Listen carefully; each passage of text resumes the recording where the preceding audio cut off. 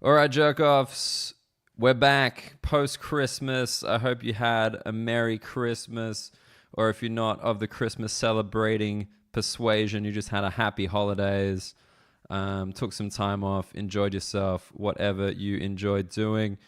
Sorry this episode is a little bit late, but it is an absolute cracker. We have our first Kiwi on the podcast. That's right, Kiwi, the friendly Australians, the New Zealanders, the Australians that nobody dislikes. I know that's probably going to got me a lot of hate because they are definitely a different country and proud to be so.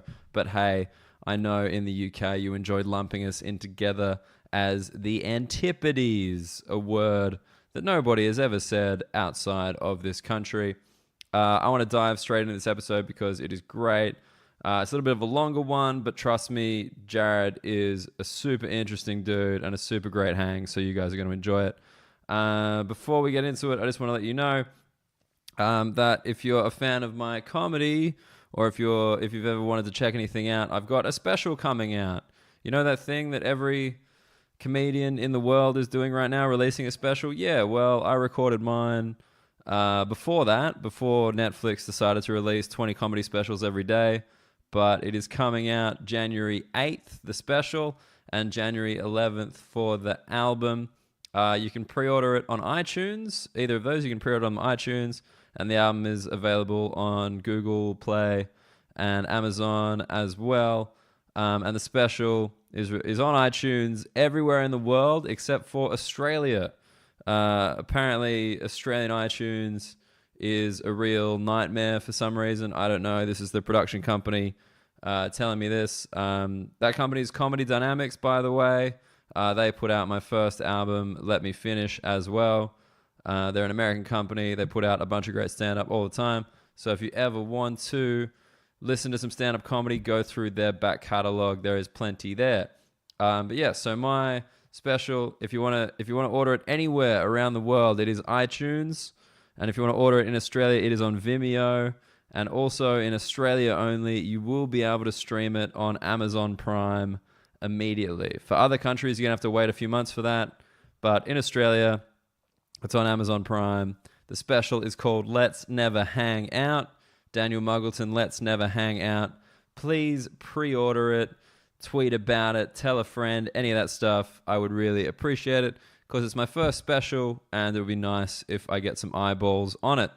Beyond that, thank you so much for listening. It's about to be the end of the year. Don't worry, this thing is going to keep going. The Union Jack-Off will continue and grow, and I've got some great guests lined up for you in the new year. But as always, if you want to get in touch, I'm at Dan Muggleton on Twitter and Instagram. You can get us on Facebook, The Union Jack-Off with Daniel Muggleton. And if you want to email, some people prefer email, keep it profesh. You can get me at muggletondaniel@gmail.com. All right. It's a long episode. It's a great episode. I want to dive in. Jerk-offs, get excited. Here is New Zealand's Jared Christmas just after Christmas.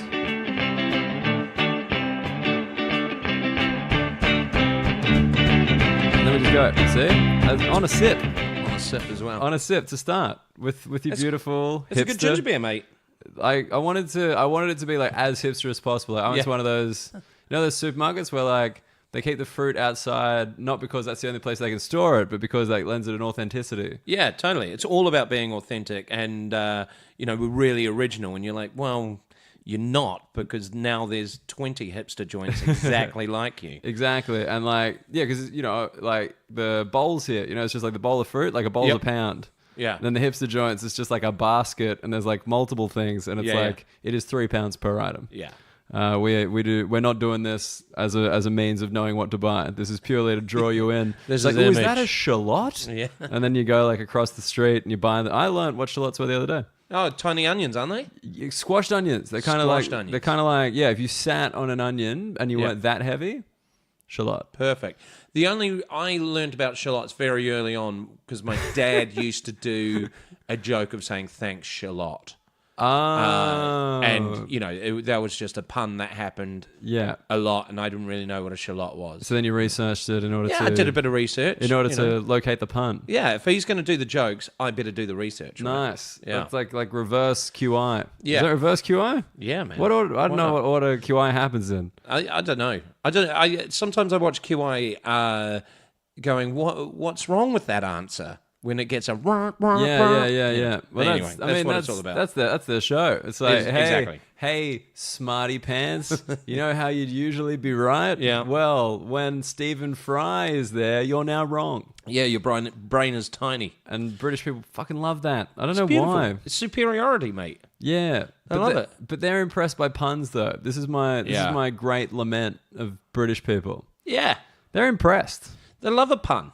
Dude, it gets a round of applause. And my issue with puns is comedically, I've always wanted to perform all over the world. Yeah. So if I work really hard on a pun, yeah, it's not necessarily going to work in Europe where English is a second language. Right. It doesn't translate in the same way like a joke about or a story. Yeah, exactly. Like a story is a story. Yeah, no matter where you are. We stole all our stories. Yeah.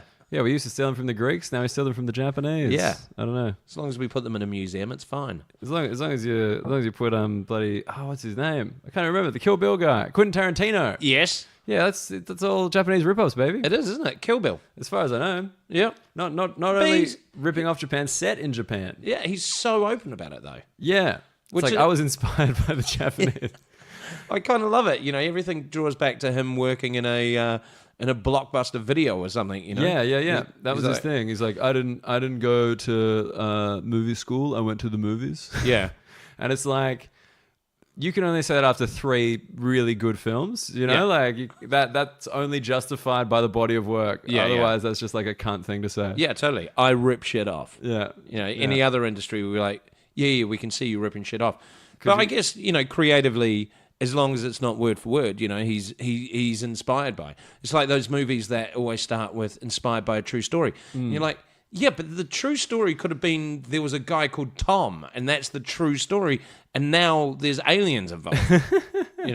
I mean, do they do that to lend the plot authenticity? You think? No is idea. that the reason where it's I know this seems unbelievable, but yeah, you're gonna believe it. I couldn't give 2 shits about it, really. I mean, when you watch a movie like what was that Mark Wahlberg one, Deepwater Horizon and stuff, know that's based on a true story.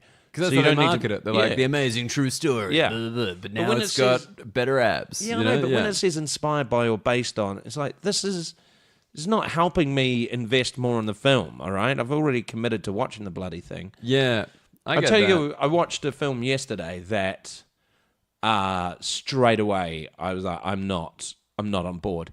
Aquaman.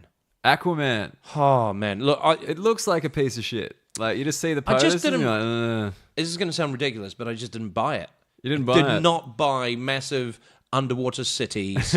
I didn't buy, people living underwater and doing amazing things underwater, yet there's no resistance from that water. They're still fighting at normal speed. Yeah, right. They're still talking This is one of the oldest myths ever. You're not buying into people like Atlantis. That's one of the first conspiracy theories. This ain't 9/11. This is the original. Yeah, there's a fucking city down there. Well, for sure. Yeah, I believe that this city absolutely got flooded. But don't tell me that they've been secretly becoming this super advanced culture. But that was the plot of Black Panther. I buy Black Panther. What, because it's set on land? Yes! That's yes, it is. point of view. And you know why? Because they got limitations. Right. Aquaman, at one point, Aquaman and, his friend from the sea, they go on a plane over the Sahara Desert. They jump out of the plane without parachutes, and then they land and they're absolutely fine. They're now as far away from their suitable environment as possible. They're in a desert. These are water people. Yet they don't get thirsty. They don't get tired at any point. They don't get dehydrated. There's no sign of weakness that you're at the most extreme away. You've grown up in the ocean and now you're in a desert. You telling me that you're going to be absolutely fine here? No. And don't tell me growing up in the sea means you can jump from a plane and hit the ground and be absolutely fine. I call bullshit, mate. I mean, At least Black Panther had weaknesses. you know, this isn't like a film podcast. Oh no, sorry, mate. Sorry, you can cut all of that out. I just enjoyed like how heavy you went on it. It's like let me explain the faults of the internal logic of this superhero movie. I'm gonna get in there. I mean, I think it's because the older I've got, sure, the more cynical on those. When I was a kid, I was desperate for those films. right. You know, if I was a kid and Aquaman came out, I would have lost my mind. Well, Spider-Man, everybody was just like, wait, it's happening. This is so exciting. Yeah, totally. And those then, first Spider-Man movies, I was like, this is incredible. I've wanted this my entire life. Yeah, I finally get to see it. I played the video games, I watched the cartoons. I was happy with the 2D Spider-Man. Yeah, I was happy with the cartoons that, on hindsight, were shit. I refuse to go back. Yeah, I don't go back to Ninja Turtles, mate. No, of course not. I love the Ninja Turtles. But I never got into it. I was always like, what a weird... Wait, how old are you? I'm 29. I got 10 years on you, mate. So back like a decade before, like, because I grew up with the internet. Yeah. So as soon as you have access to the internet at like age 8, you're like, turtles, get the fuck out of here. Get out. Yeah, I'm watching porn. Yeah. At age 8. Turtle porn. I used to run home from school. Really? Yeah, I used to run home from school because at 3:30, Ghostbusters was on, cartoon Ghostbusters. Ghostbusters cartoon was alright. Yeah. I rated that, yeah. Followed by Ninja Turtles. Right. And that was a double. And that was my double. And Saturday mornings was Thundercats and Transformers. Did you have preschool cartoons as well? Like, as in like before school?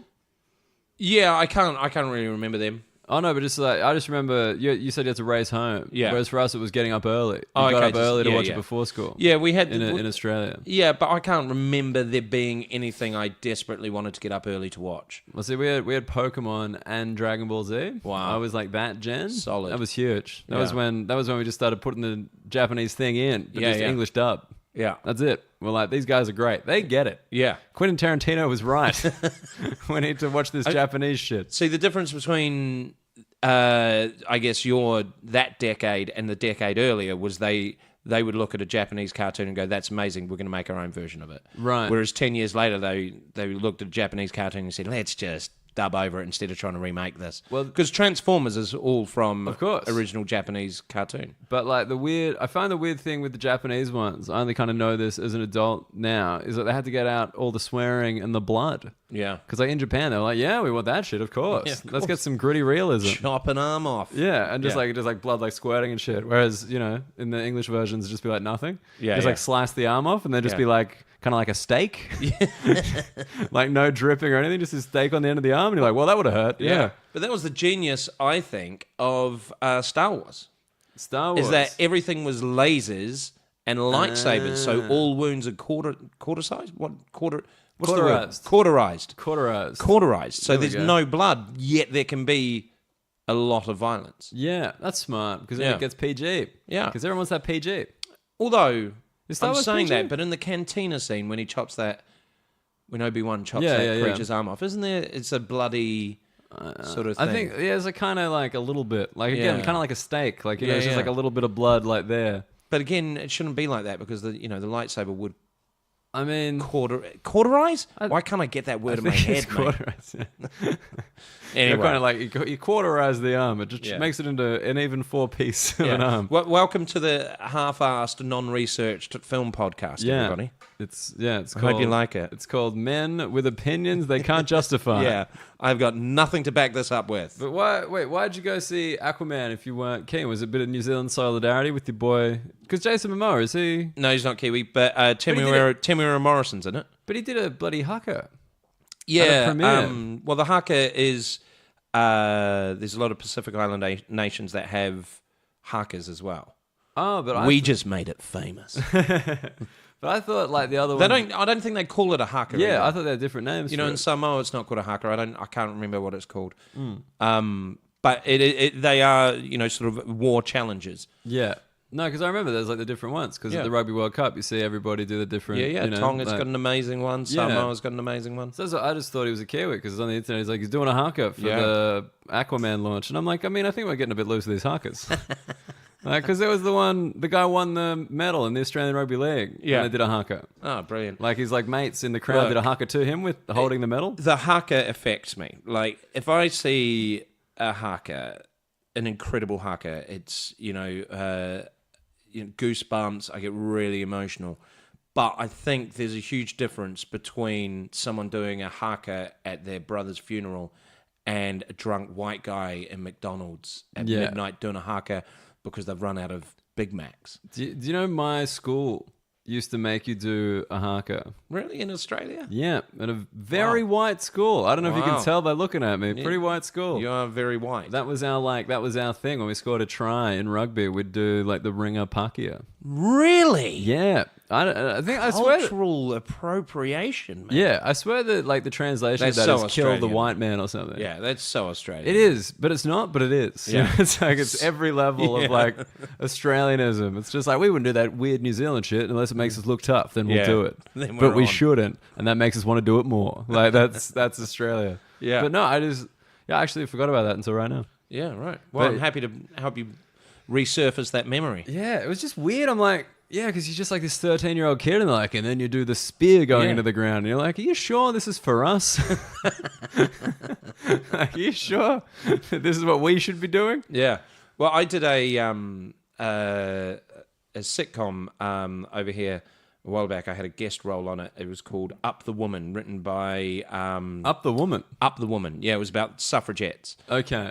And it was written by Jessica Stevenson from Spaced.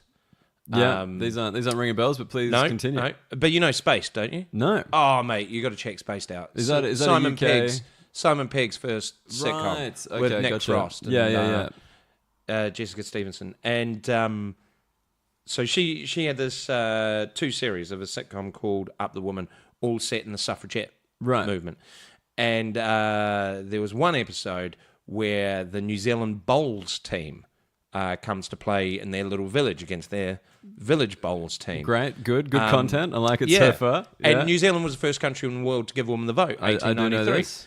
And so the whole gist of the episode is the men's bowls team telling the woman they're not allowed to be in the village hall because women aren't allowed to play bowls. And the New Zealand bowls team's like, what are you on about? Yeah. And so we enlist the woman to be on our team, and I had this big speech about You had a big inclusive speech? Yeah, totally. And they wanted us to do a haka.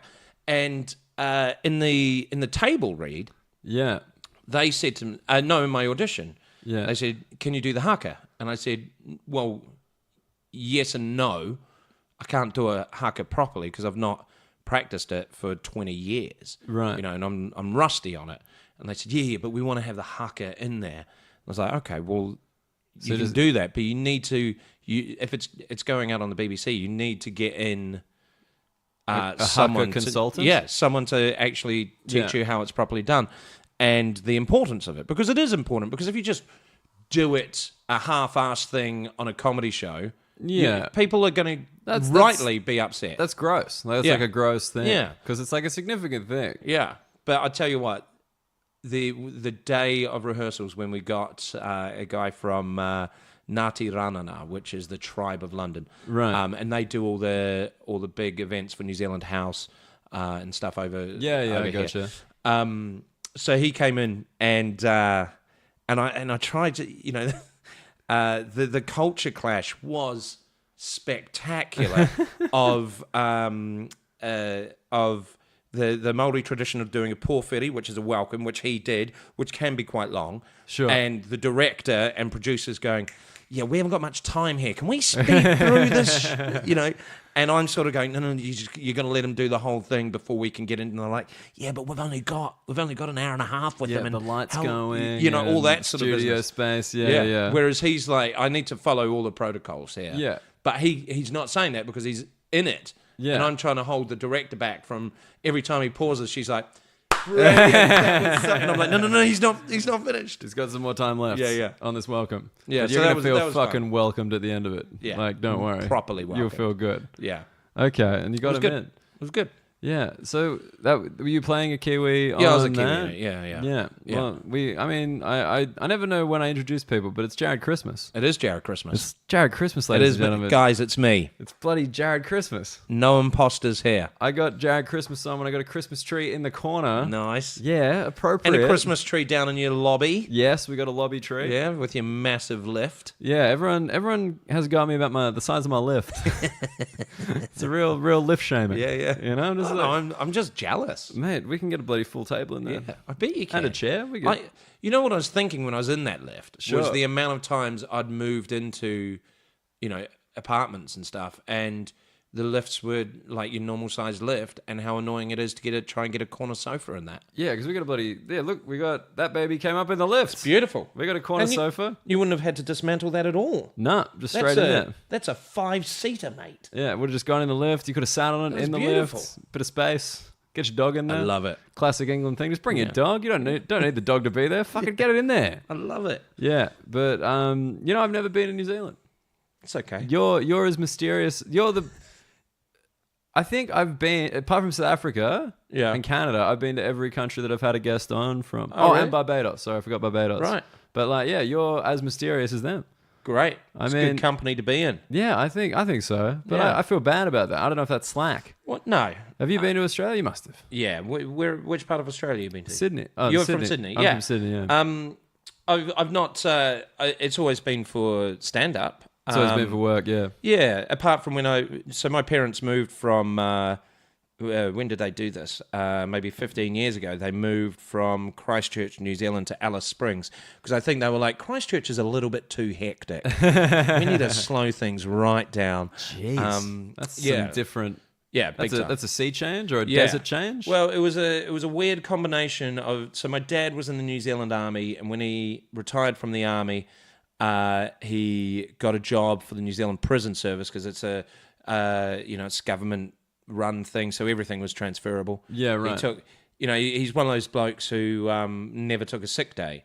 So I love that that's like one of those expressions, like never take a sick day. Like it's in the crime shows, like never even got a parking ticket. Yeah. But like I bet your dad literally never took a sick day. Never took a sickie, mate. That's nuts. So when he retired, he had an insane amount of sick days, like 200 sick days, from a 25 career in the army. Yeah. And so when he became a prison officer, those sick days transferred over, and the people hiring him didn't realize that until it was too late, until he got the job, everything's processed, and then suddenly like, holy shit, this guy's got almost a year of sick days due. So they had to come up with a deal to basically buy off part of those sick He days. sold his sick days? Yeah, and then before he even started, they forced him to take like a month and a half of sick days. Because they're like, we can't have him holding these sick days over us, right? So I remember my dad retiring, getting a new job, and then just not going to work for like ages. Yeah, he basically renovated the house single-handedly, Wow, okay. whilst getting paid for it. That's so weird. Why do they hate the idea of having? Because he could just take them at any time. You could take them whenever he wanted. Yeah, They don't like that as a prison. yeah. They're like, no, we don't want you. They want to regiment it. Yeah. We need to know when you're going to be sick, not on the day. But then a buddy of his started working in an Australian prison. Okay. And said, look, man, you get paid more. Alice Springs prison didn't even have walls, mate. Because it's in the desert, isn't it? Where are you going to run? Fucking away? Yeah, you can run away, but there's 360 degrees of away. I thought. But good luck getting anywhere. I mean, I don't know. It's in the middle of nowhere. You can run away to nothing. You could like Aquaman it, just be fine. Yeah, of course. Don't even need a drink. Yeah, if you were Aquaman, I doubt you'd be in the light security prison of Alice Springs. But I like the good like Australia New Zealand immigration narrative there. Yeah, Just I mentioned you go to Australia. Why? You get paid more.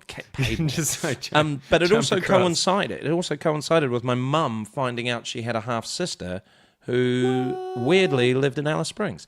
So these two things converged. Me and my brother weren't living at home anymore, so they were like, why not? Fuck it, life's saying to go there, so let's go there. And they're still there now. No. So they did a fair chunk in Alice Springs. And then again, they were like, oh, you know what?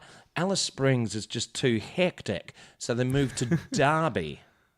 Or Derby. They live Derby. here Derby. now.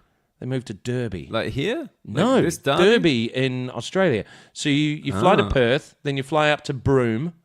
Oh, I know where you are. And then you drive for 4 hours to the nothing that is Derby. Well, the way you were describing it, I thought it was the Derby here, because the Derby here is a piece of shit as well. Well, yeah, it's Derby over here, though, wasn't it? Oh, Even though it's Derby. it's spelled I mean, I don't know. I don't know either. I know with sport it's Derby, Yeah. but I don't know with the town. The place is Derby. Yeah, even though, So I mispronounced it initially, but Derby in Australia. It's Derby, okay. Yeah. And they live up there, like Kakadu National Park kind of Yeah, vibe? exactly that, yeah. And, Okay. they would just go, we're just going out for an afternoon drive to Broome.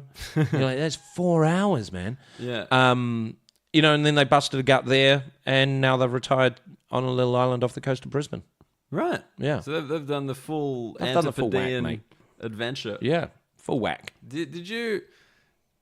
Do you guys ever hear the term Antipodean in New Zealand? No. Right? I had a routine about it when I first got over here. Because Ah. it means the Antipodes, which is the opposite of where you're from. Yeah. So technically, my joke was, I would explain that. I go, never heard the term Antipodean or the Antipodes, and I found out it means the opposite side of the planet from where you're from. So technically, Australia and New Zealand, we would say that the UK, you guys are Antipodeans, but we don't say that because we don't know the fucking word.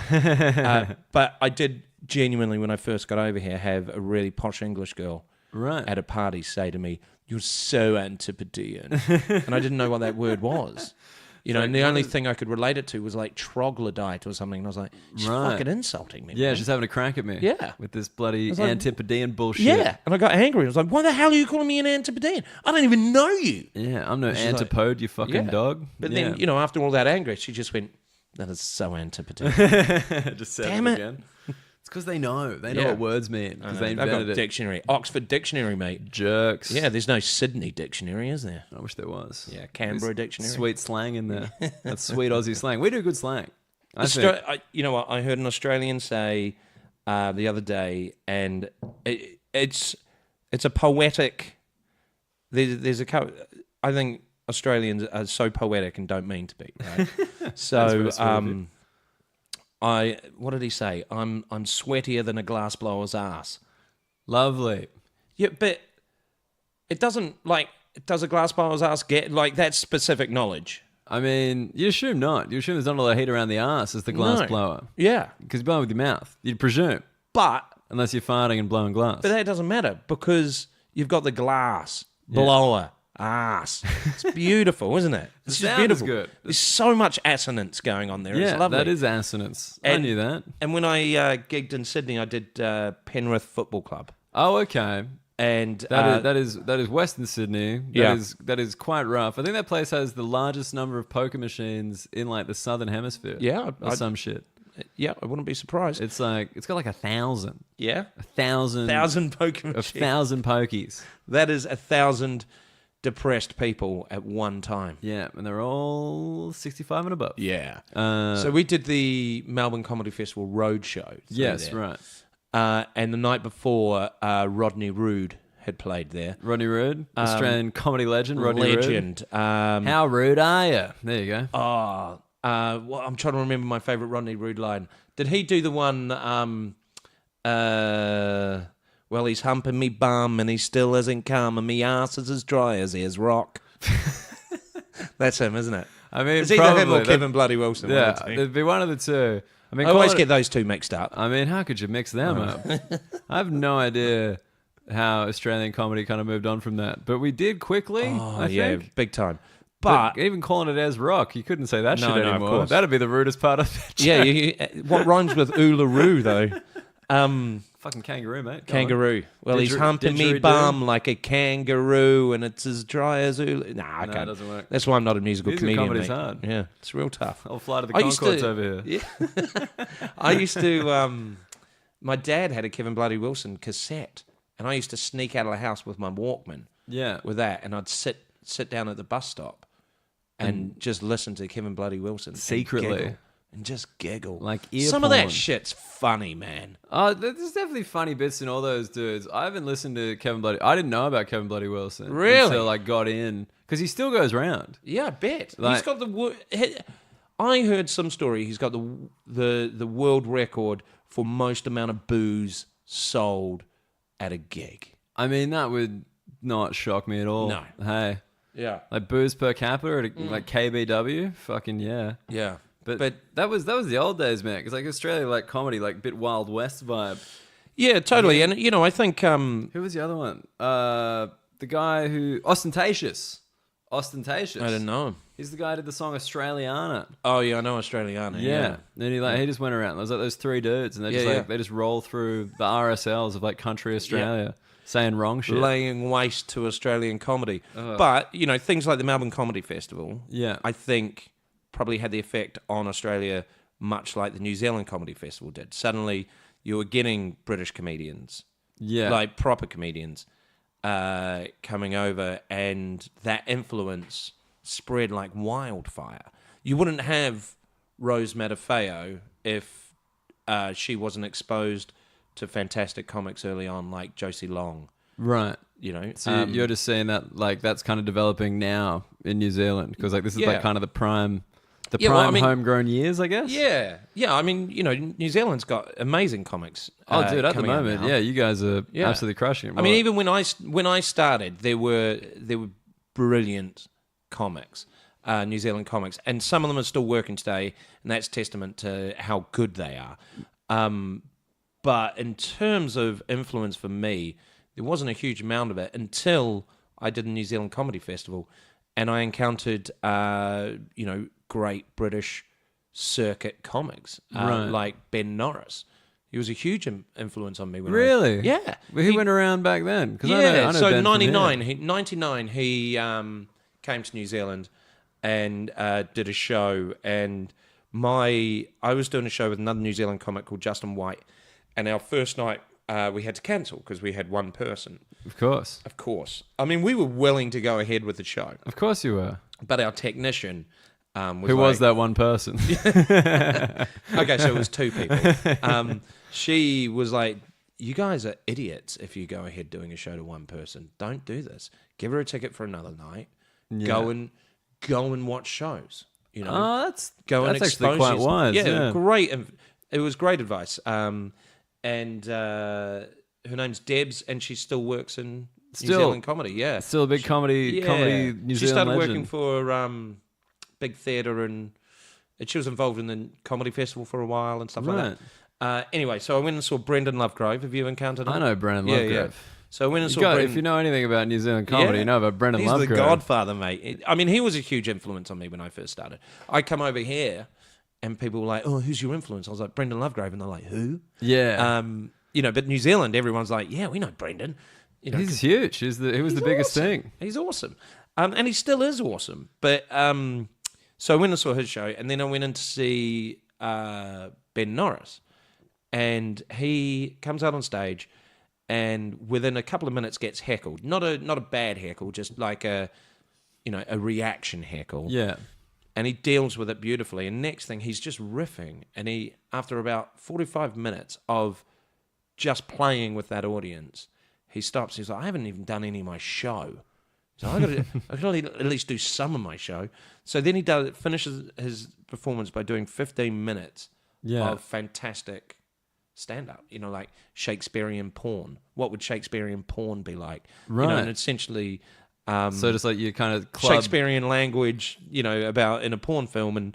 And he had this great heckle put down of singing this song by Blur, Beetlebum. Yeah. But changing the lyrics to "You Touch Your Mum." Oh, okay, yeah. So good. Like, because it was a whole song, right? Yeah, I know it sounds like... Just that one line. Yeah.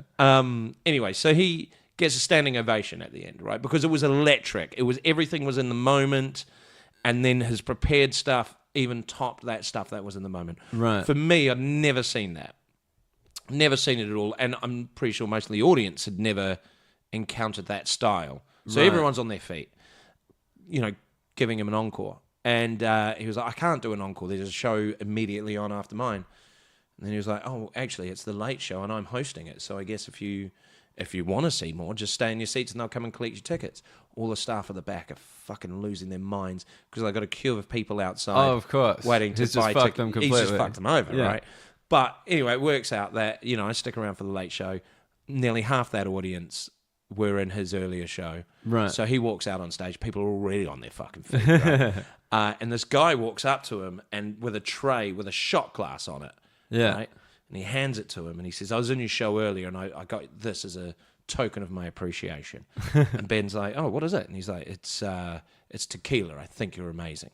Right? So Ben downs the tequila. And he's like, wouldn't this be a great thing throughout the night? If you've really enjoyed a comic, why don't you bring a shot up to the stage to the value of how much you've enjoyed that comic? Right? And it turned into this beautiful thing that comics would go on, smash it, and then next thing someone's handing them a shot of whatever. And there was one comic, I cannot remember his name, but he was dog shit. Utterly dog shit, but thought he was amazing. So he finishes his set and it's been appalling. And this guy walks up with a tray with a shot glass on of clear liquid. And this guy goes, oh, thanks, man. What is that, vodka, tequila? He's like, nah, it's water, you shit. That was, that's one of my very early comedy experiences. But, Ben Norris's style was a huge influence on me back then. Yeah, I mean, I think people who live over here and in the States would underestimate how isolated Australia and New Zealand can be from stuff. Yep. Like, to kind of see someone is just like, for him, it'd be like, yeah, this is just any other night. I'm working the thing. Yeah. Whereas you're like, holy shit, you can do that? Yeah, yeah. You can just riff off that thing? You can work with the... What? Well, oh, my God. This is another story I loved saying about. It was the first time I went to Melbourne Comedy Festival in 2000. I wasn't performing there. I went to watch. And this is how awesome New Zealand is. Well, at that time, the government... Some big up New Zealand? Yeah, big up New Zealand. Strap yourselves in, What do we guys. got? They're giving you money? They're giving you some totally kind of money? wank off New Zealand. This is some classic New Zealand shit. Yeah, if you look at the South Island, it does look a little bit like a willy, and the North Island is the jizz. Too much? All right. So Helen Clark was the Prime Minister, and she did this... She installed this thing called the Artists' Benefit, because she wanted to promote New Zealand creativity and art. Of course, the artist benefit sounds suspiciously like welfare. It was welfare, mate. Yeah, it here was. We go. So you could go New Zealand have money for shit like this? It's the only country in the world. We don't anymore. It's like, do you have dreams? Let the government help. Like, it was for a small window of about 4 or 5 years. There was, we're going to finance your dreams and your delusions. Stand-up comedian wasn't on the drop-down menu. Right. Yeah, that hurt. So, was Jared Christmas climbing through this window? Is this absolutely. So, I was getting, for the artist benefit, $80 a week, but you had to prove that you were pursuing your dream. And I was running shows around Christchurch, and, so I'd go in and show them flyers of shows I've done, just to prove that I'm doing like stuff. Photos of you on stage and shit. Yeah. Yeah.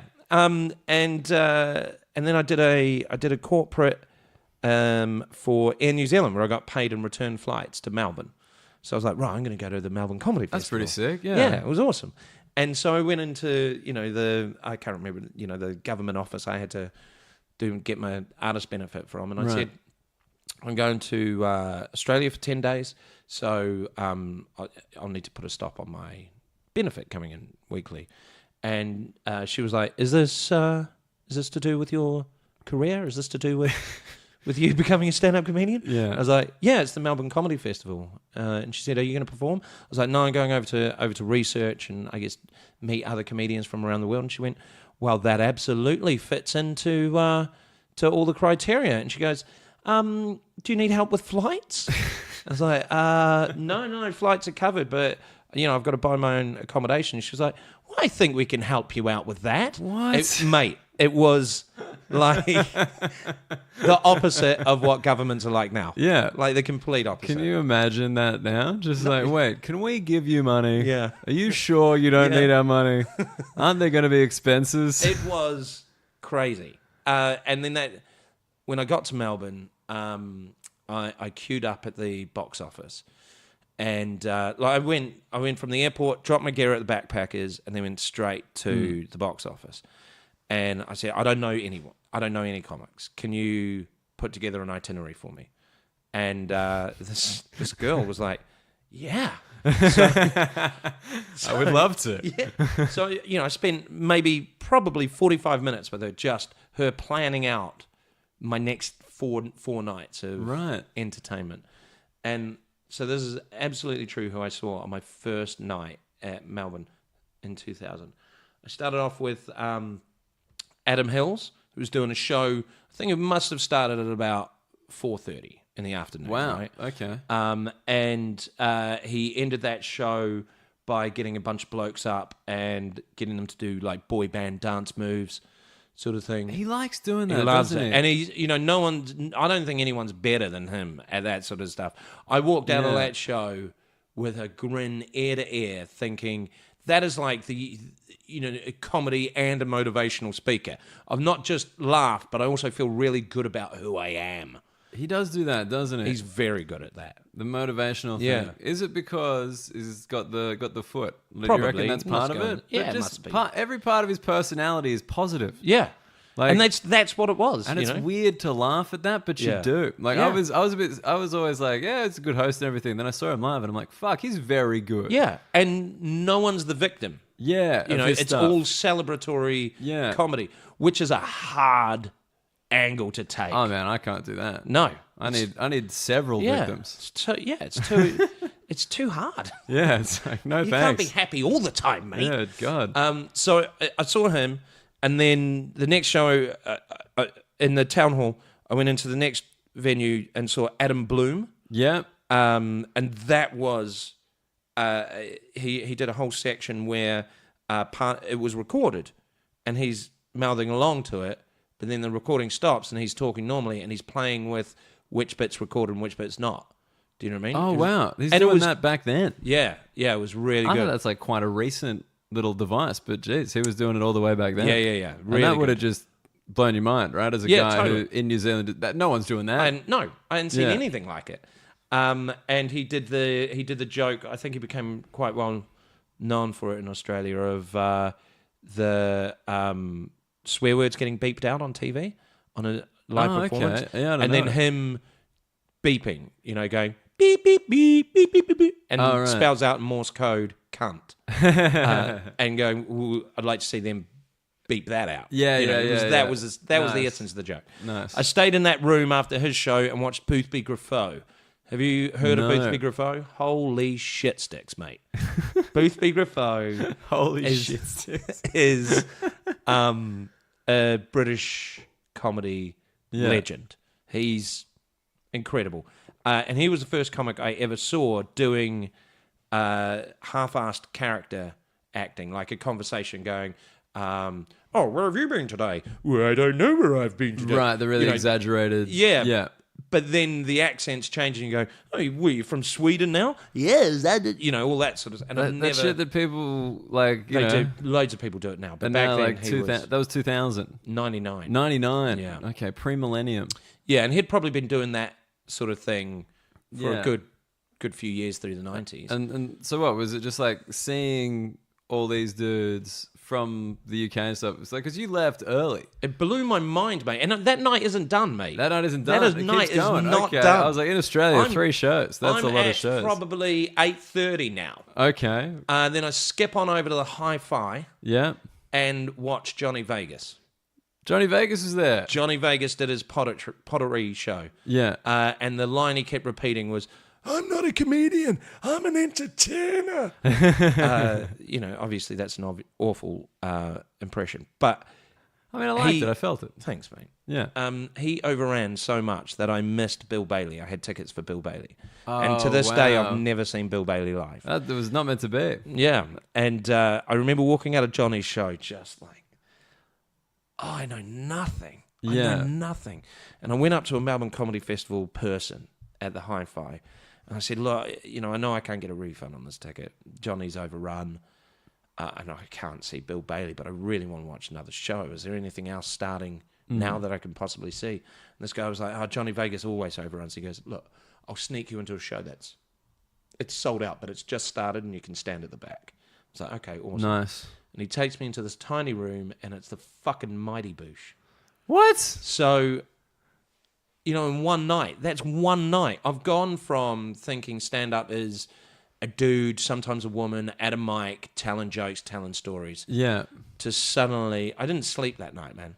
Top bunk at the Backpackers. Nice. Just staring at the ceiling going, you can do anything on stage as long as it's funny. That's the bottom line. As long as it's funny. But you can do whatever the fuck you want. Yeah, and that would have just been mind exploding. Mate. Mind expanding. I went back to New Zealand a changed comedian. People were like, your style's changed. And I was like, my world has changed, I was experimenting with all this shit that You're a born again comedian. Yeah. You're just like, everything's got to change. I can turn this life around. And it was good to have it that young, I think. Yeah. How old were you then? 18. 18. Wow, that is young. Yeah. And you were already performing at 18. Yeah. Yeah, I started stand-up just before it was just after my 18th birthday. Right. 2000 I would have been 19 because I started 98 and then turned 20 when I moved over here. I moved over here at 20. Had my 21st birthday here, yeah. Right, and then have you been here pretty much... Since, yeah. Like 100%, you got a family? Yeah, I got a family, wife, kids. And that's all over here? All over here. They English? They are English, yeah. They are English, yeah. Okay. So you've given it up. Yeah. You've given up the New Zealand. The South and the North Island. I haven't given up New Zealand, but I just realised, live comedy, I can make a really good living here. Well, yeah, here has the live comedy culture. Yeah. And the countryside and the popular, it's just got everything kind of lines up. Well, New Zealand's 4.5 million? London has got double that population. Yeah. When I moved over here to London, you could do on a Monday night, open mic level, you could do 4 gigs in a night. On a Monday. Wow. So they weren't all good gigs. Yeah, of course. Some of them were, barely a gig, but it was stage time. Yeah, so there was a lot more here when you started. Like a lot, because there was a lot less comics. Okay. You'd bump into the same people everywhere. And on a Friday, Saturday, there wasn't. The only gig was the Comedy Brew House, which is Angel Comedy now. Okay. Camden Head, upstairs at Camden Head. So that was called the Comedy Brew House, and that was the only open mic gig running on a weekend. So if you weren't performing there, and you weren't doing an open spot at an established club, then you weren't working. You weren't working. Yeah. And did it take you long to be able to make a living here? I got a day job, charity fundraising on the street. Charity fundraising on the street? Man. Oh, man. Everybody loves those guys. Samaritans, Action Aid. Yeah. I was in the early days where it was a bit of a curiosity. So, right. I had days where I signed up, like 12 people for a £5 sponsorship of old people, so... You're like the first person I've met who's like talking about the good old days of charity mugging. Yeah. It's just I remember back in the day, people would sign up. They used to care. Yeah, it was the glory days, mate. Not anymore. You should have seen my pitch. Yeah. I was like, hey, sir, got a minute for charity? And they were like, of course. They were like, people would come up to you and go, so what are you doing? And you go, well, I'm signing people up to, help the aged. Oh, really? So talk me through that. Tell me about this. Whereas near the end, I did that for nearly a year. Right. Near the end of that year, hey, so what are you doing? Turned to, why don't you fuck off, mate? Yeah, and it stayed that way. And it stayed that way since. Ever since. Yeah. But, so I was doing that, but it took me just over a year. To start. Year and a half, probably. To start working. Yeah, I probably quit my day job, I'd say easily 8 or 9 months too soon. I got a big job for Malibu that paid me like $3,000. Malibu? Malibu. As in like the rum? Yeah. So they had What? Cheeky summer rum? Mate, they had a campaign called About Laughter. Okay. Right, so they had this great idea. Let's send comedians into nightclubs on Friday and Saturday nights. The DJ will turn the music off. Oh, no. Then the comedian will tell 10 minutes of jokes while hot girls hand out vouchers for free Malibu, but just the Malibu. You have to buy the mixer. So, of course, the first night we do it, it's an absolute disaster. Of course. People are dancing. Next thing, the music stops. Right, we've got a comedian. And everyone was like, what the fuck? Were you getting booed? Was it like booze going on? I had a megaphone. I didn't have a microphone. I had a megaphone. No. So I'm standing there with a loud hailer, sort of trying to angle it up so I'm not blasting it into people's ears. Yeah. And just having people standing right next to me going, what the fuck are you doing? And then... He's got this adorable New Zealand accent. Yeah. Everyone's like, what? Oh, come on, guys. This is going to be great.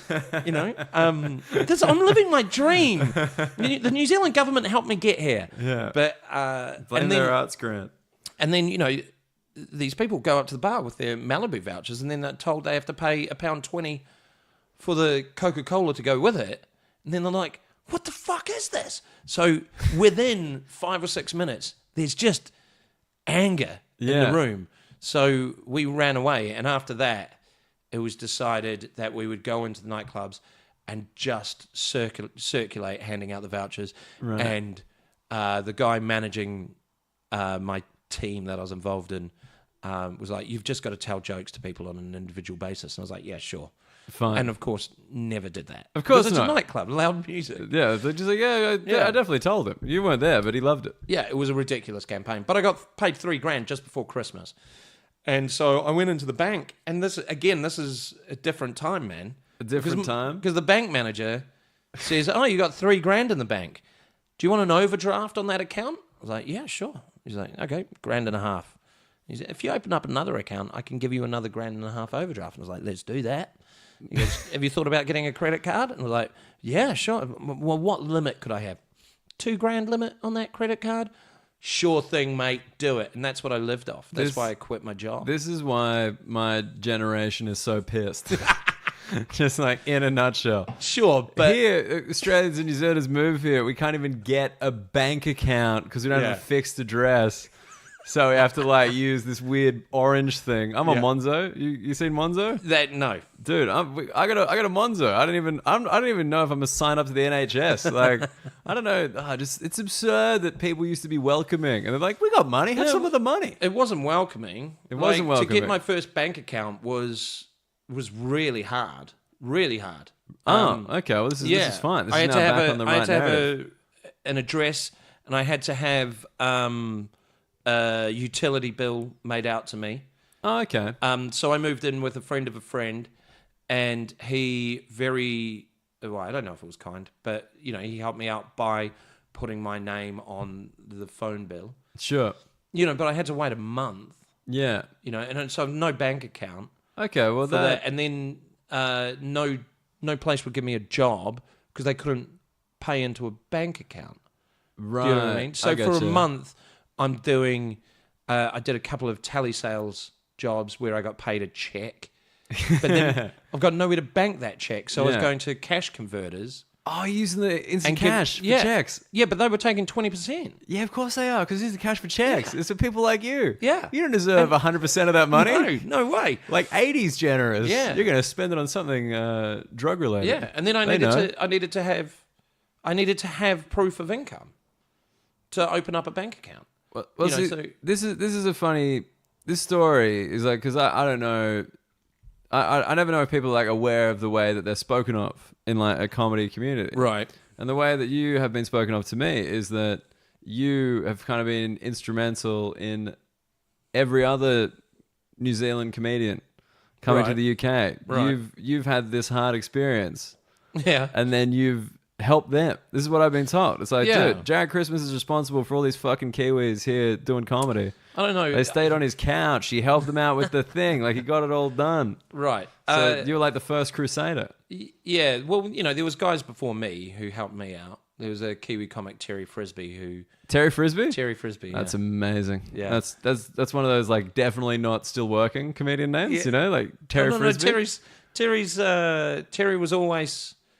he always had really high-paying day jobs.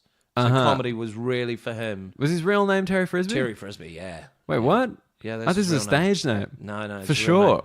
his real name. So Mr. Frisbee, He grew up in Please call me Invercargill. Terry. Yeah, he grew up in Invercargill. My cousins know him and his brothers. The Frisbees, yeah, we know them. The Christmases and the Frisbees, they all hang out. It's ridiculous.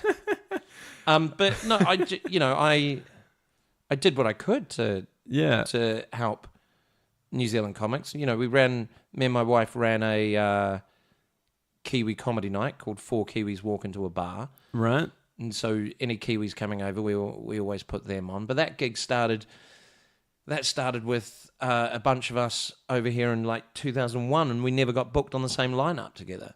Do you know what I mean? Oh, right. You're not gonna get like two Kiwis on the same bill. No. Yeah. What is this, a benefit? And you know, so we set it up so once a month we could hang out. Right. You know, and in the early days of that gig, we were playing with maybe 20 people.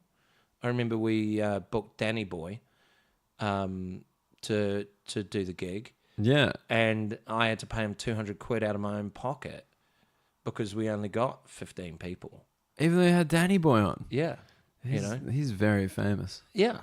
You know, but then that gig built up to, we had a good sort of 8 years where it was sold out every month, like 200 people. Right. And so... Because there is a big Kiwi community in London. And they're very loyal. They'll come out for Kiwi stuff. Yeah, I think you guys are more loyal than Australians, for sure. Australia's too big. You think we're too big? You're just too big. You know, look at rugby. Australia is big in the rugby world, but in Australia, rugby's fuck all. Yeah. You know, you've got your own game, Aussie rules. Great game, best game. Best game ever. Love it. You know, your country's big enough to... It doesn't have to be played anywhere else in the world. The Irish play it, but it's like variation. Well, they do their thing with the round ball. Yeah. You know, there's bloody soft Irish with their round ball. None of that, Yeah, mate. they know where it's going to bounce. Yeah, oh, cool. You want consistent bounce, do you, loser? So I just think it's a size thing, thing. But I just think, like, the Kiwi community over here, like, if you look at any of the Facebook things, like, the number of, like, people in the Kiwis in London and stuff is way higher than the number in, like, Australians in London. Even though there just must be more Australians. Like, there's no way. I think it's just a numbers thing, yeah. Yeah. You know, you guys got millions, and we've got 4.5 million. That's what I meant. So, like, there must be more here, but I don't think we want to associate... You know what I mean? Like, we don't want to be brand Australia. Yeah. Like, we're the people who, like, you know, the cricket bat, you take the stickers off. Yeah. That's Australia. It's like, no, we don't know we're using a Slazenger. You know? Like, we just want the wood. Yeah. I don't know why. Although when when those walkabout pubs were massive, man. Seriously, it was just packed with Aussies and Kiwis. And Yeah. South Africans. Yeah, they were the good old days. I went to a few of those. They were horrible. Horrible? Just a horrible experience? Yeah. It's just full on meat market. I mean, because I run the Australian show in London here now. And I got to say, just doing a comedy show to Australians is very nice. Yeah. As someone who does, I don't think of myself as particularly Australian or really like fly the flag or anything like that. But it's very nice. Yeah. To just get a bunch of us in a room. Yeah. And I don't think you need to fly the flag. I've never been... sure, when I first got over here, my material was like, in New Zealand we do this, and over here you do this. But you work through that, don't you? Of course. That's you growing as a comedian and working with what you know. But the Kiwi show, you know, for me, you know, we sold Kiwi treats there. Yeah. You know, but I would always say to the comics, play it like it's a London gig because these people have been living in London. Yeah. Do you know what I mean? And the comics who wouldn't go quite so well were the ones who would go on and try and do their very New Zealand specific comedy. That was a nice time for you to say specific. Specific. I enjoyed that. It's just like very New Zealand specific. Specific. Yeah. No, but your accent, obviously you've been here so long, yours flips. I can hear the flip in it. Like, yeah, because like just certain words, you know? Yeah. You've picked up the English. Yeah, there's words that I've had to adapt the English pronunciation just so I can survive. Yeah. You know, I got very sick of people when I asked for a pen. People are like, what do you want? What do you want? A pen? I'm saying pen. Well, that's a hard one. Pen. What is it? Have you changed it? Is this the current one that we're working with? I say pen. Don't I say pen? Yeah. I'm having no trouble with it. Was it before like pen? Like... Yeah, real key when I first got over here. So I just started saying writing implement. I mean, I could have said Bic. Yeah, what a solution. I like it. And, but then when the first time I went back to New Zealand, I found myself asking for a packet of crisps. Yeah. You know, and everyone was like, "What the fuck are you on about, mate? Yeah. You want chips, chops?" How often do you go back? Do you go? Is it a regular thing? For a few years, it was once a year, but Yeah. now with my kids, you know, it's the best part of $6,000 to get the whole family back there.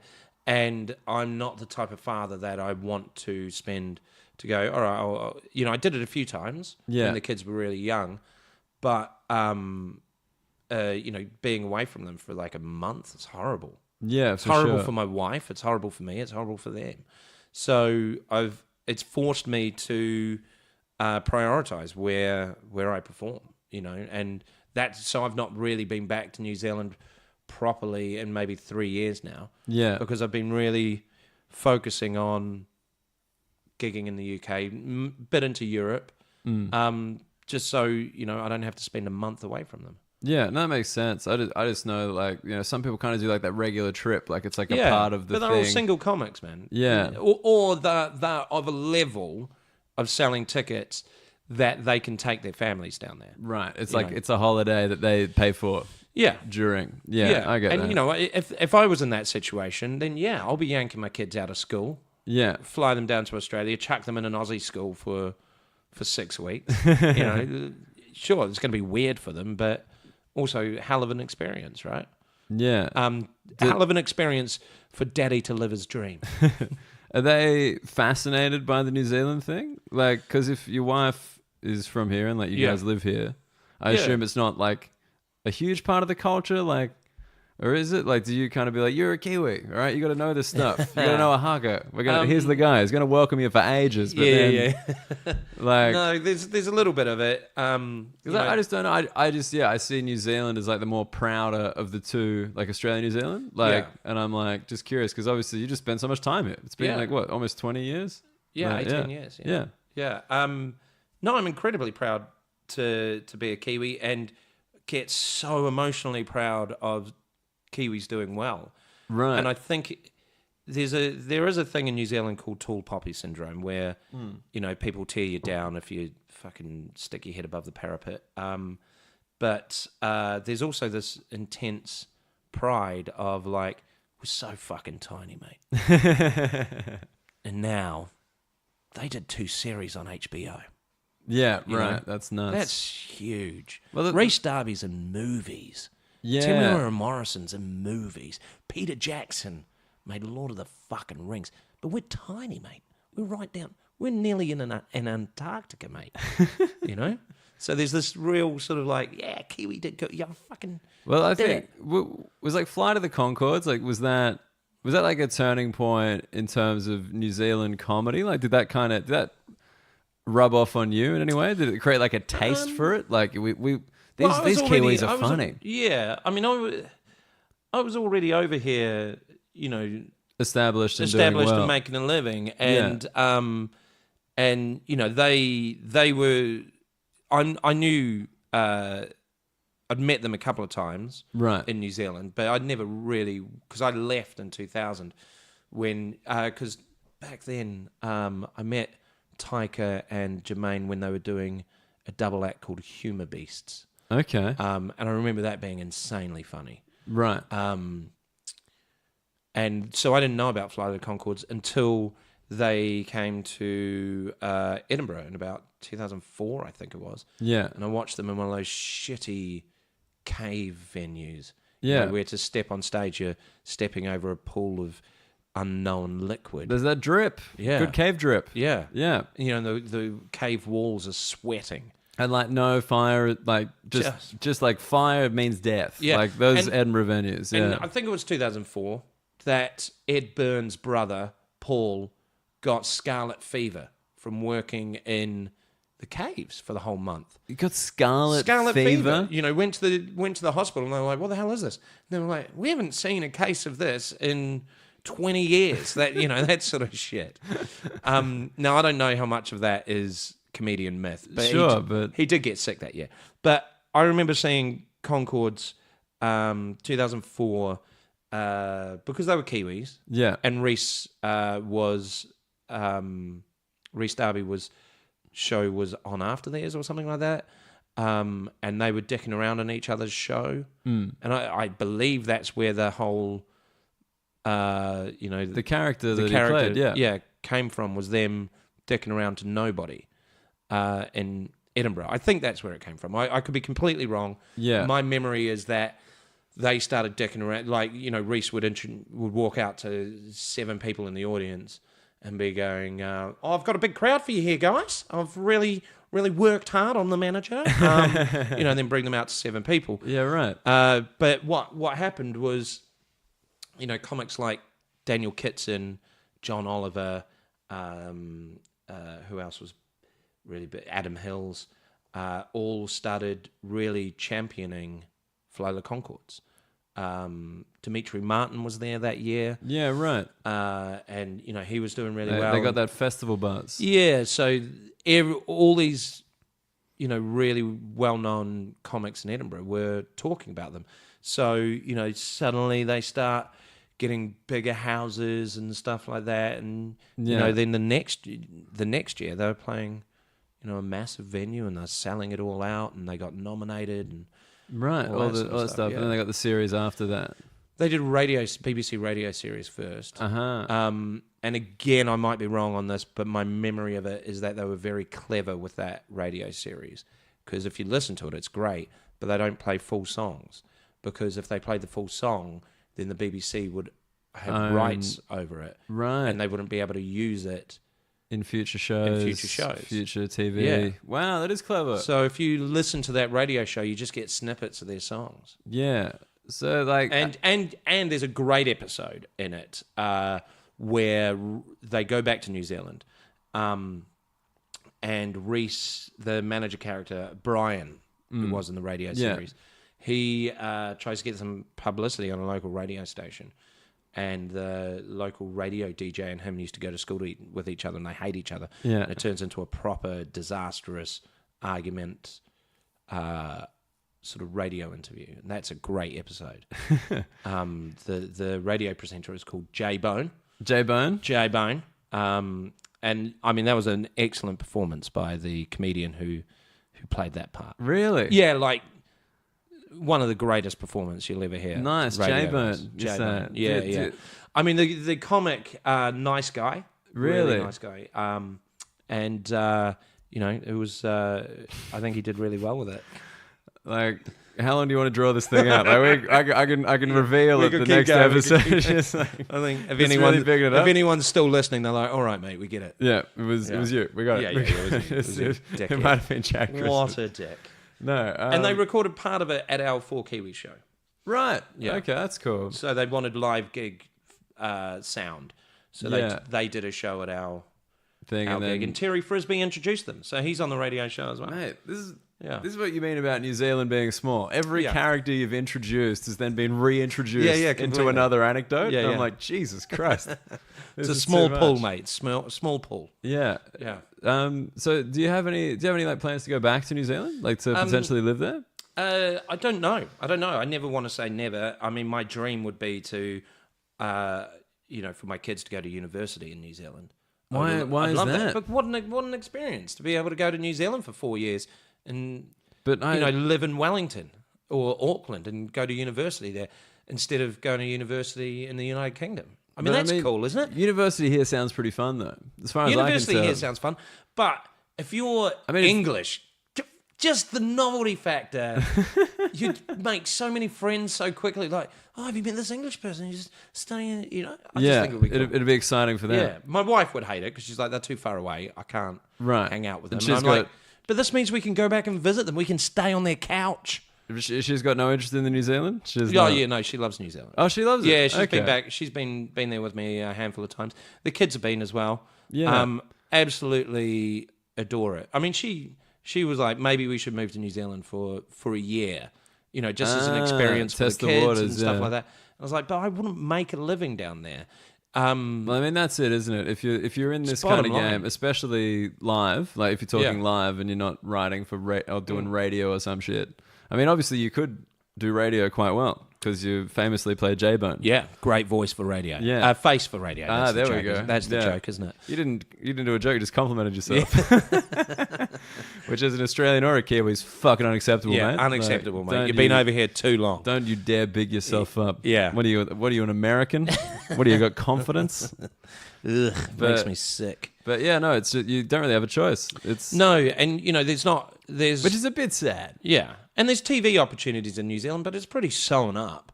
Yeah. You know, I think it would be quite difficult to swan in there and, just get on the stuff. Yeah, that because people- they would have there'd be like the production line, right? Australia's Yeah. a lot like that. You go to this university, you do this whatever review, like the law Right. review, and then you start writing for this thing. Then you're on this one, and then Okay. then you I didn't know then you, that about then you Australia. then you flush down again, and then you go back up.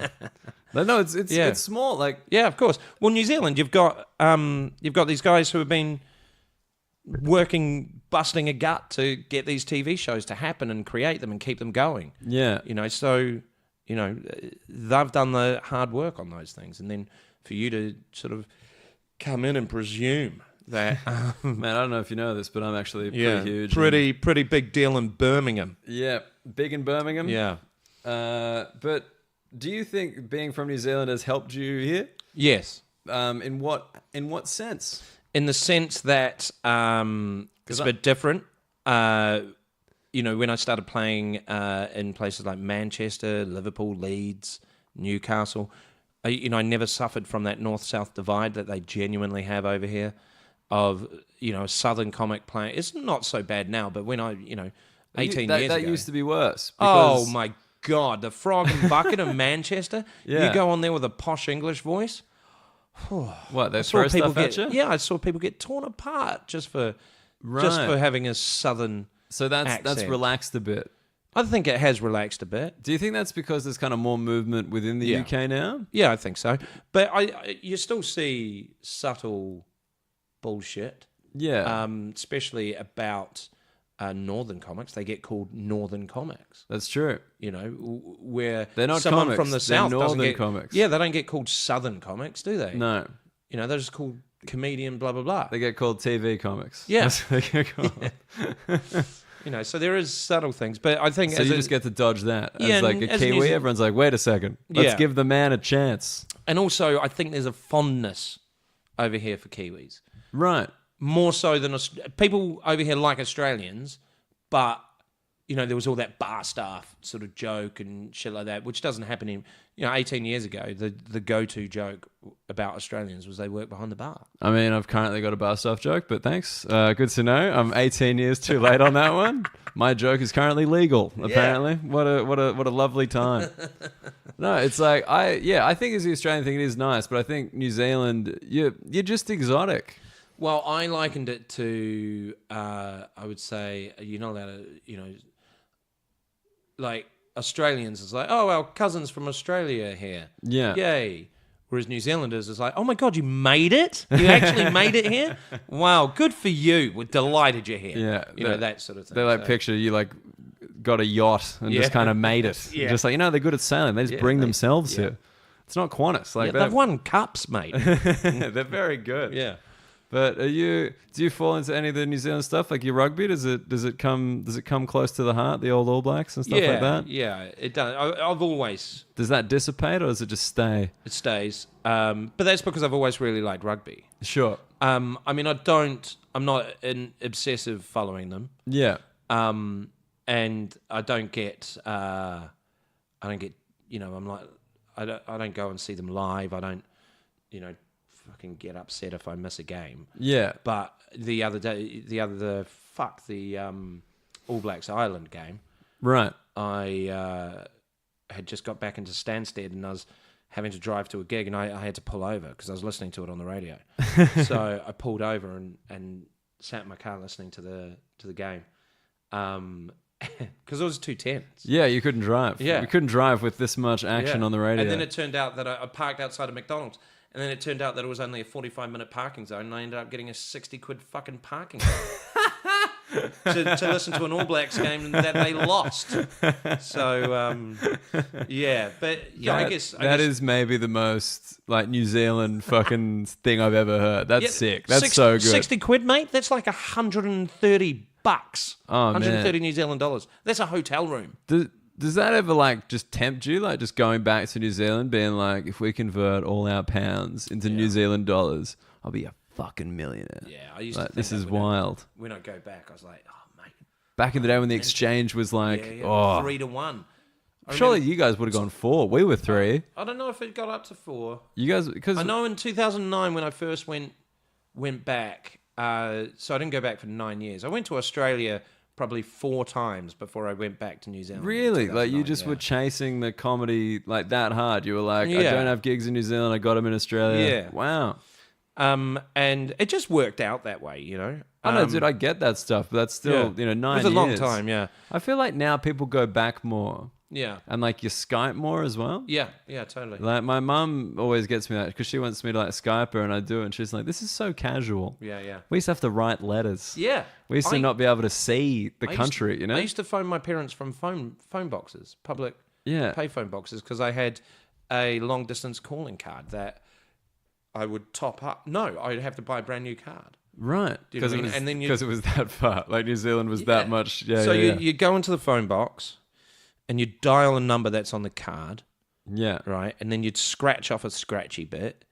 And then you'd enter in the code that was in there. And then you would you'd get an operator and you'd tell them New Zealand and then give them that number. And then they'd connect you. And so I used to stand in the phone boxes and chat to my parents for 20 minutes until my card run out. That is quaint. Yeah. That's next totally level. Quaint. I don't know. The thought of calling overseas on a mobile phone back in 2001, you're like, are you insane? This will never work. Yeah.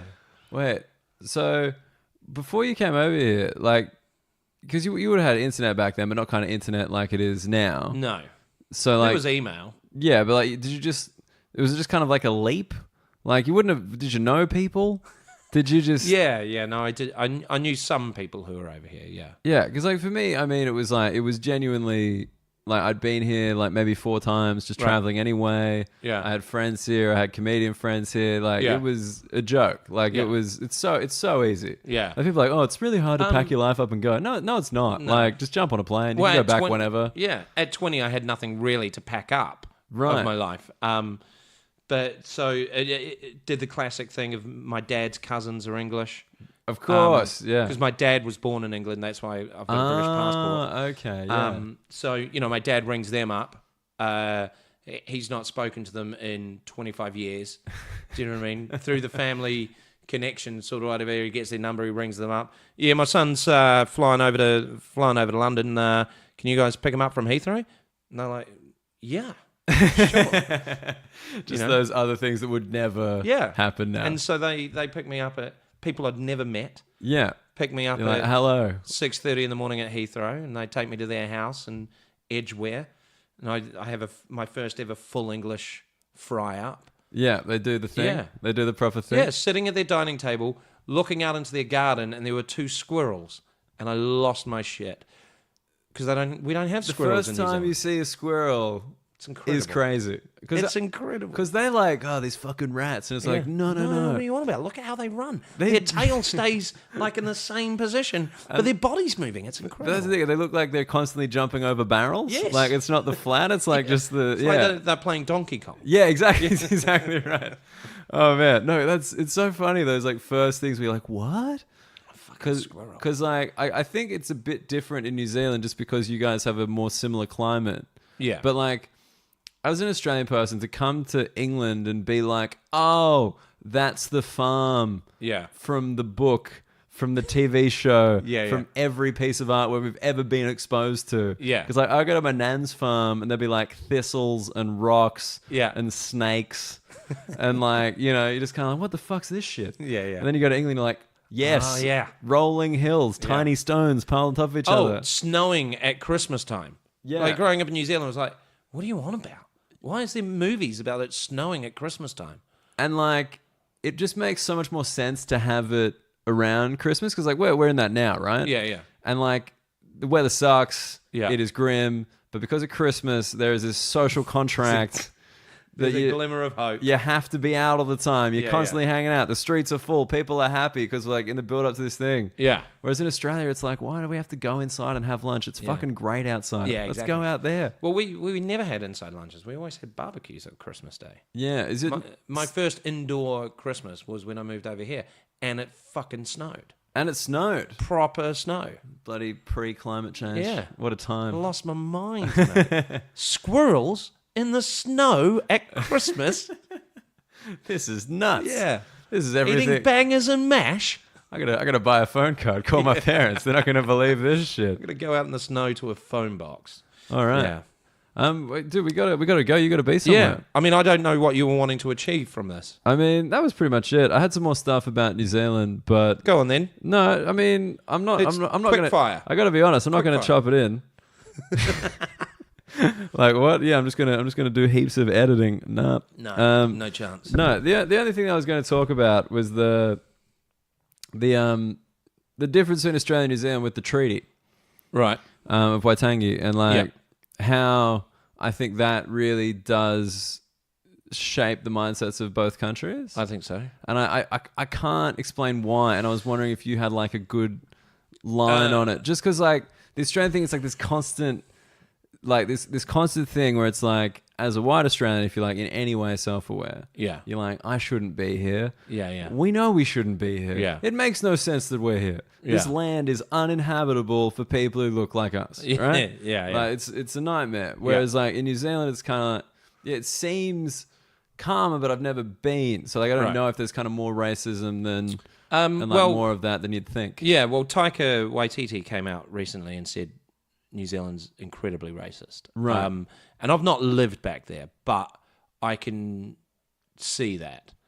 But I look at the difference between Australia and New Zealand is how each country was settled. So Australia, famously penal colony, all that sort of stuff, right? Yeah. Whereas New Zealand was almost accidentally colonized.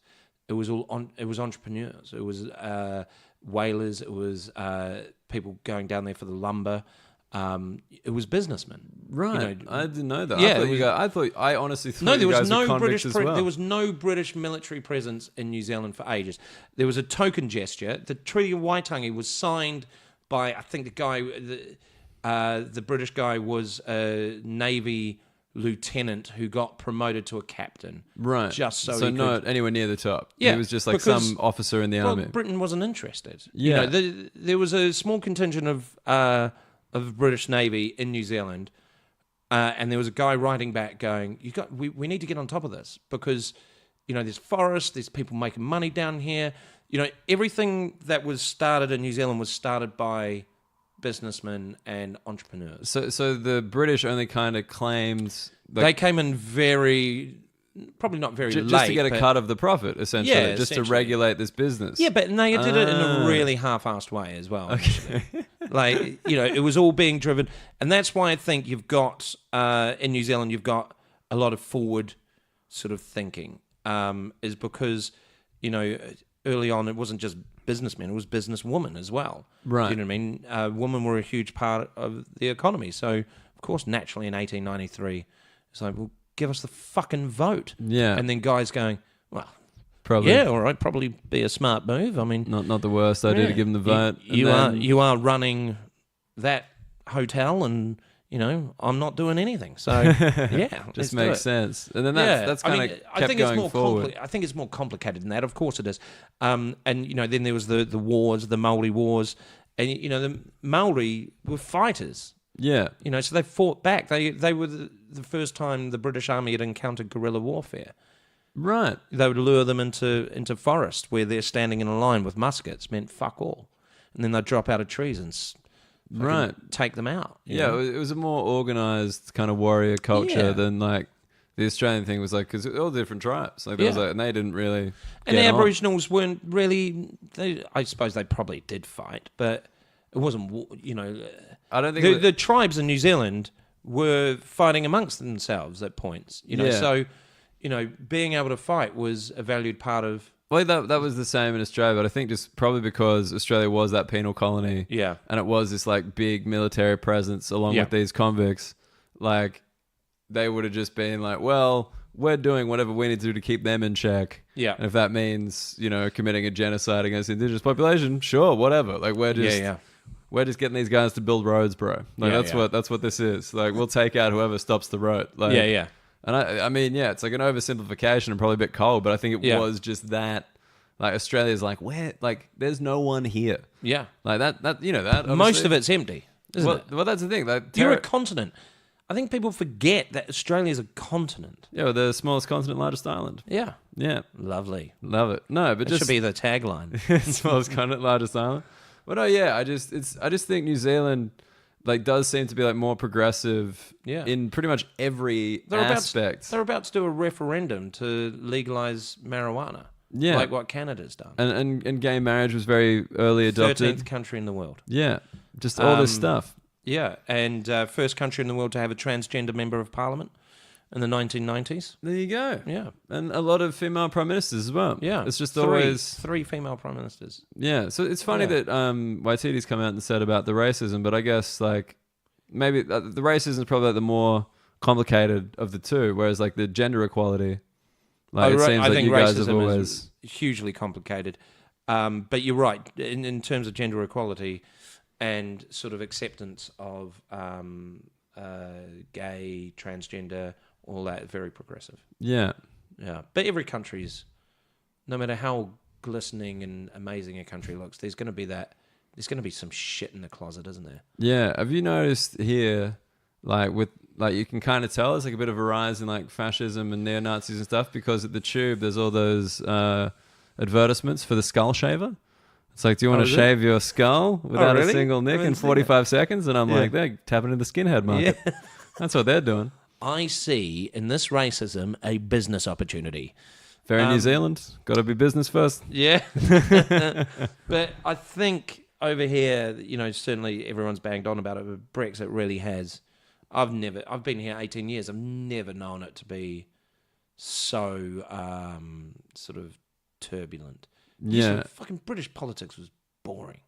Right, and this has really kicked it up because this is the only one I know up close. Yeah, Saturday Night Live is doing sketches on British politics now. You've never seen that in your goddamn life. Never happened before. Never.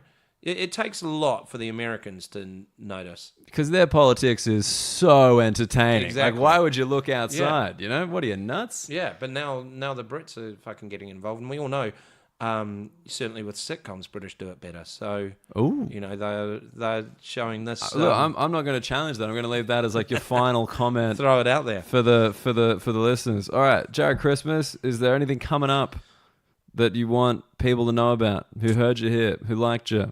Just come and see me live. Come and see you live. Any shows? Any festivals coming up? Anything like that? Well, I'm going to do Edinburgh next year, and I do a show with a beatboxer called Hobbit, and we do a kids show and we do an adult show. So we'll be popping up all over the place in different festivals doing that. Great. It's quite good fun. I'll be doing the circuit and doing the festival circuit, and then you got any full run in Edinburgh. Got any specials out there? Got any recorded stuff? No, I've got there's shitloads of YouTube videos. Shitloads of YouTube? Yeah. All right.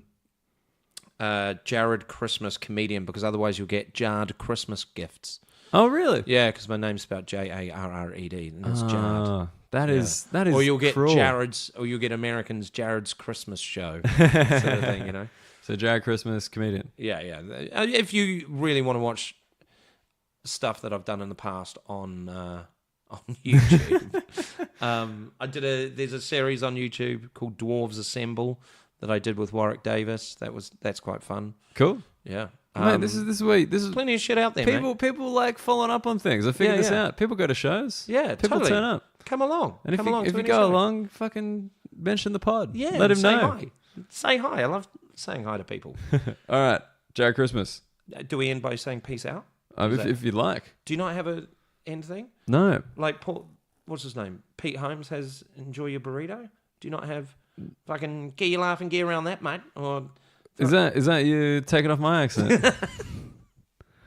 No, No? that's a character I do. I mean, that's the funny thing. When you've been doing New Zealand voices in the pod so far, you have been invoking an Australian accent, which I find very confusing. Yeah, I'm not sure if old J Bone is as good as you say. No, he probably isn't. The problem is I did a sitcom over here where I played an Australian. Do you know what I mean? And got into a bit of trouble in Australia. Of course you fucking would. Yeah. How dare you, mate?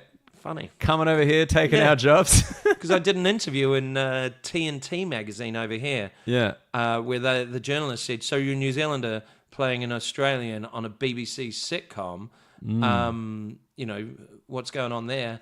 And I just said, wow, you know, there's a rivalry between Australia and New Zealand. And I guess a New Zealander playing an Australian on British TV is just my little dig at Australia. Yeah. You know? And that got picked up in a couple of newspapers in Australia, and thankfully this was before Twitter, and all that shit. I mean, I did get through my website a couple of Australians being a bit sort of like being a bit irate. How fucking dare you, mate? Well, I mean, we got the last laugh because Sam Neill was in Hunt for the Wilder People, so we come out on top. What do you mean? He's Kiwi. What?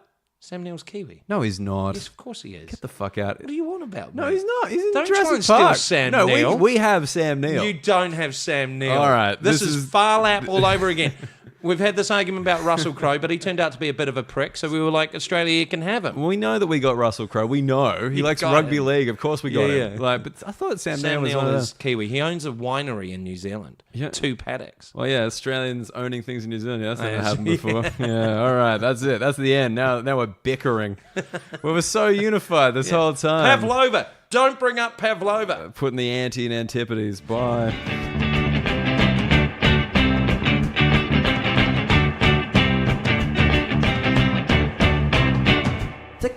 All right, that was my chat with Jared Christmas, the lovely man, the king of New Zealand. That's what I'm going to refer to him as from now on, because he does seem to be the absolute first New Zealand comic who really came over to the UK and made a bit of a living out of it. Definitely go try to find him live. He's everywhere. That should not be difficult. Just get around his website or on Twitter. First things first, I just want to admit my mistake. Sam Neill, I looked it up. He is 100% from New Zealand. I don't know why. I thought he was Australian. I don't know if in Jurassic Park they say he's Australian. I just don't know. In my head he was Australian, and I just want to apologize for doing that thing that Australian people do, where we assume anyone from New Zealand who is famous and successful is actually Australian. Other than that, it was a long episode, so I'll just keep this brief.